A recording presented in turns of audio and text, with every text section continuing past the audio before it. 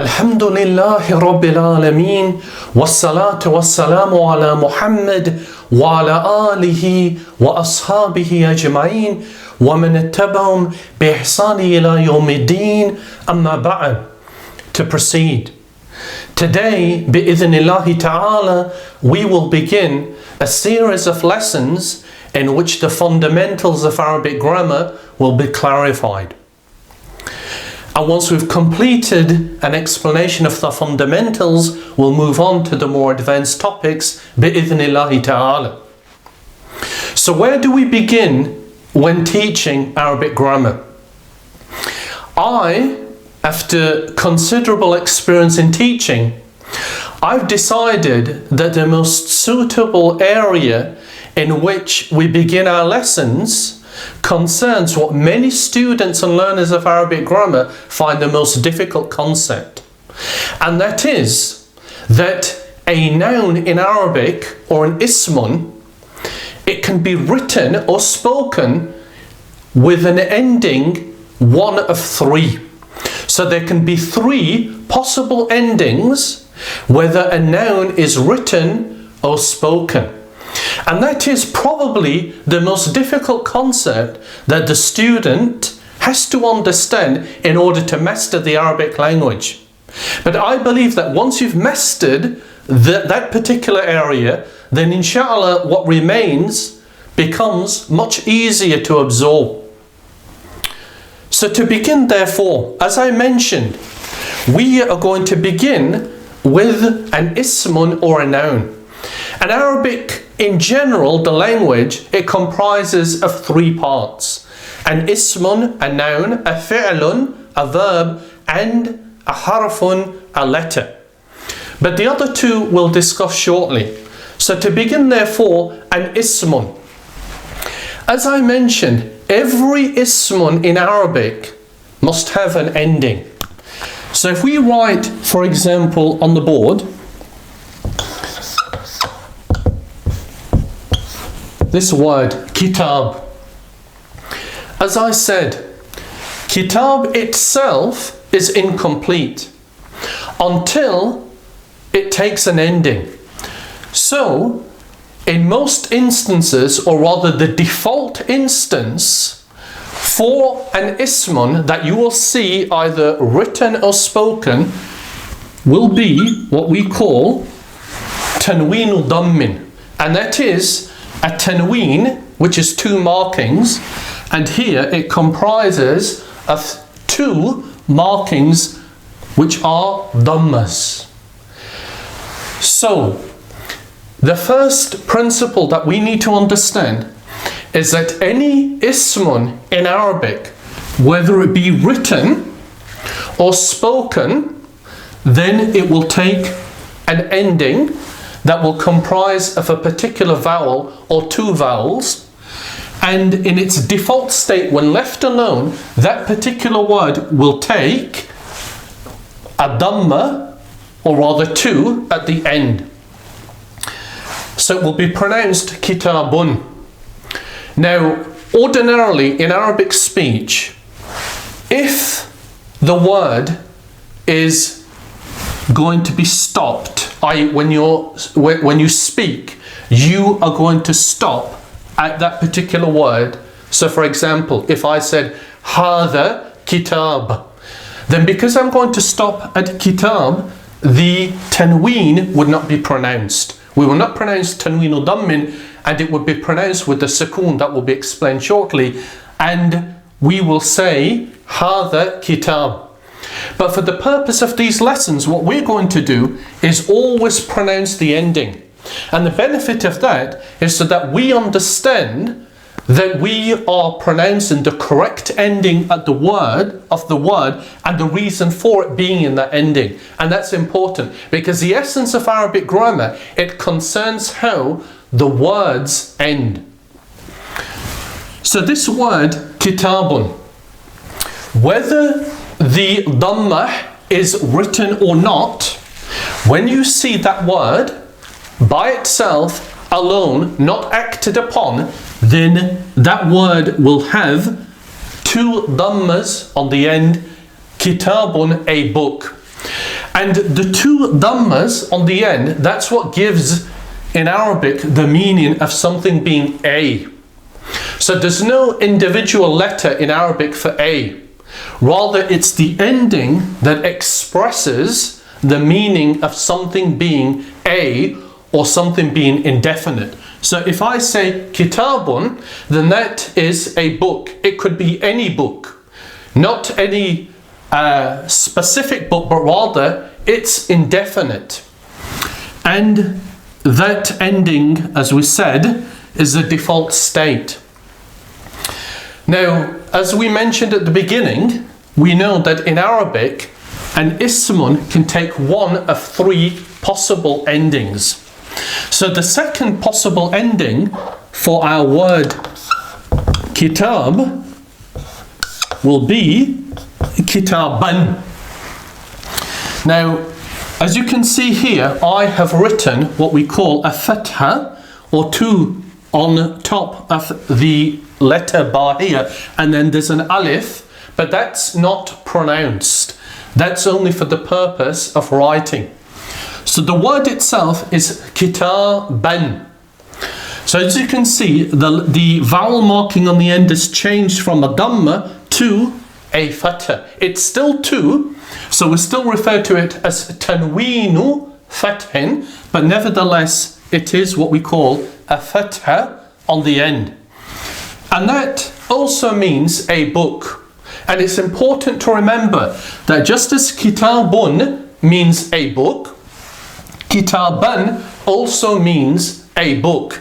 And we'll explain why it's now changed its form at the end shortly. So that is the second possible way in which kitab or kitabun can be written. The third possibility is if we write it with what we call a kasrah, or in this instance two, and it's called tanweenu kasrin, at the bottom of the letter ba.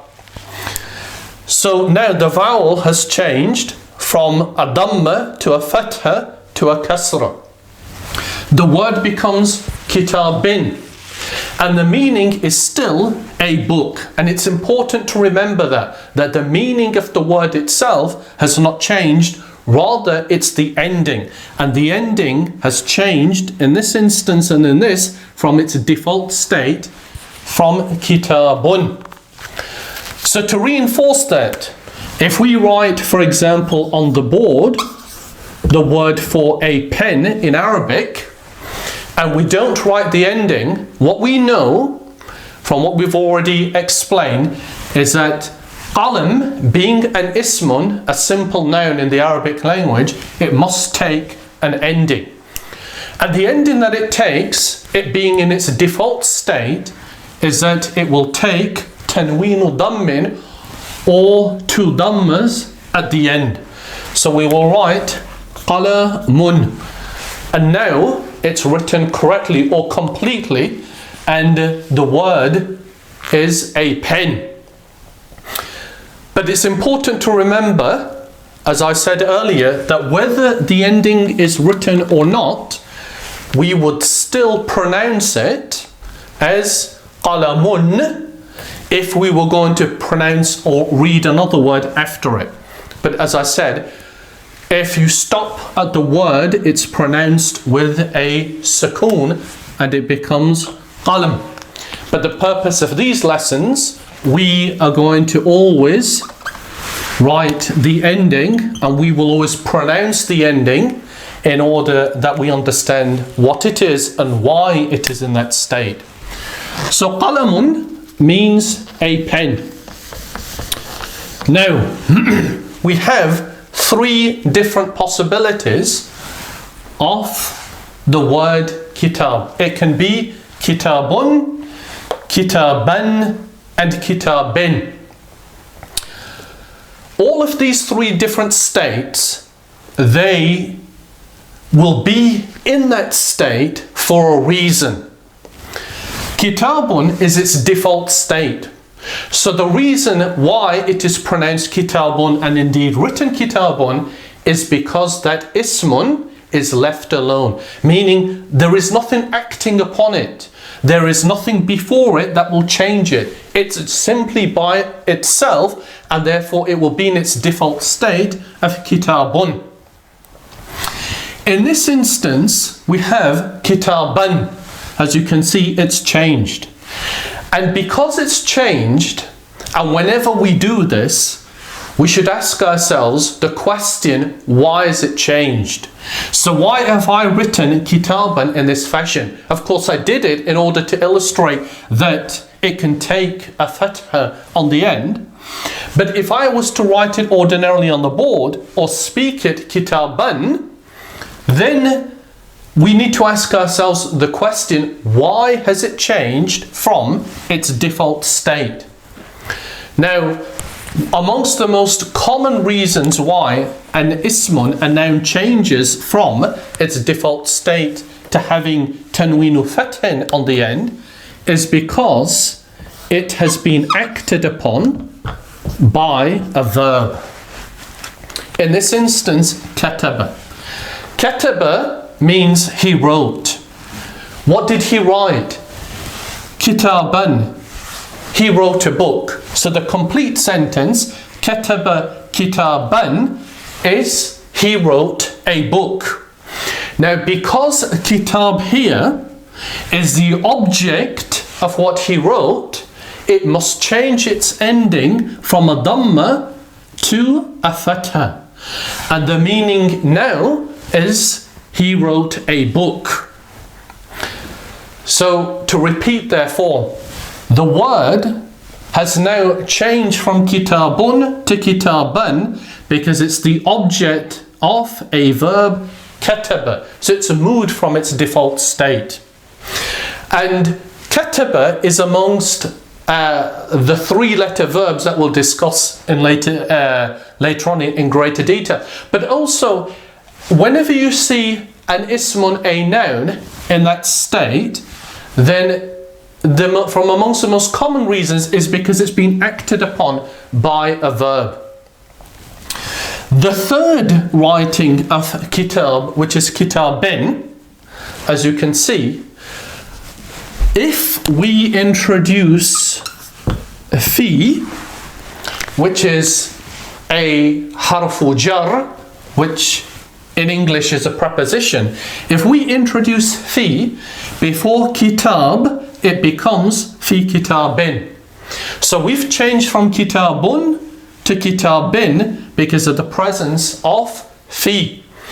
And again, amongst the most common reasons for an ismun changing into this state is that it's been preceded, or what comes before is a harfu jar, a preposition such as fi, which means in. So we have three possible writings of the word kitab. We have kitabun, which is a default state. We have kitaban, which is when it has been acted upon by a verb. And we have kitabin, when it's been preceded by a preposition such as fi. Now, what we are going to do is mention the particular name for each of these three states that the grammarians have applied to them. So the first state, the word being kitabun, in Arabic, that is referred to as that is referred to as marfu'un.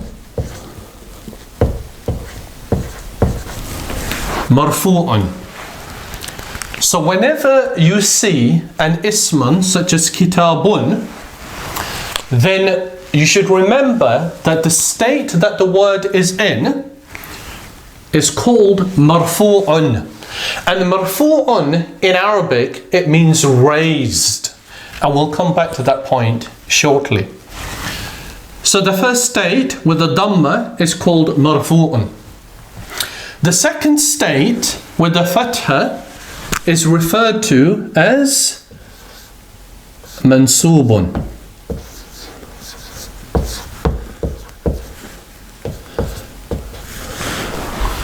mansubun. And mansubun, literally, it means fixed. So whenever you see an ismun, a noun in Arabic, that has a fatha on the end, then that state will be known as mansubun. And the third and final state is called majrurun. Majrurun. So whenever you see an ismun with a kasra on the end, or two, as in this instance, then its state is known as majrurun. Now the beauty of Arabic is that, or rather the study of grammar, is that it's not just some theoretical or abstract concept that has no reality or no connection to reality. Rather, marfu'un itself, it means raised. And if you can imagine, we have a line running through our word, then we can see that the vowel has been raised above that line. Hence, it is referred to as marfu'un. Similarly, the word mansubun, that means fixed. So if we imagine our line, then we can consider that the vowel has been fixed on the line. And majrurun, which literally means dragged down, then if we imagine our line, then it's been dragged down below that line. Hence the term majrurun. And it's been dragged down because this letter, fi, which is from haruful jar, the letters that drag down, or a preposition in English, has acted upon it and dragged the vowel down. Now these three states, marfu'un, mansubun and majrurun, are important to remember. And the reason being, because in our lessons that shall follow, inshallah, and indeed in this one, whenever I refer to a noun, an ismun, being in a particular state, for example, if I say that an ismun, such as kitabun, is marfu'un, then you know that that particular ismun has a dhamma on the end, or two. I will explain why it can have one or two. So marfu'un is associated with a dhamma on the end. Similarly, if I say that an ismun is mansubun, then know that it has a fatha on the end and it's been acted upon, usually but not always, by a verb. And if I say that an ismun is majrurun, then you know that it's been acted upon by, for example, a harfu jar, but there are a number of other instances where an ismun would become majrurun. These three states are very important to remember in order that you can recognize and associate the ending or the vowel marking with the name. So we have kitabun is marfu'un, kitaban is mansubun, and kitabin is majrurun. All of them, as I said, still mean a book. Kitabun is a book, kataba kitaban is he wrote a book, and fi kitabin is in a book. What if we want to express the in Arabic? There is no word the in Arabic, but what we do have is something called al, or the lam al-ta'rif. The lam here that makes the ismun known. And the lam of ta'rif, or the al, can only be applied to an ismun. So you cannot apply it to a verb, nor can you apply it to a preposition, a harfu jar. Now, and this is very important, that when you add al to an ismun such as kitabun, you remove one of the two vowels. So it becomes al-kitabu, the book. So we've moved from a book to the book by the removal of one of the vowels. However, the state is still known to be marfu'un.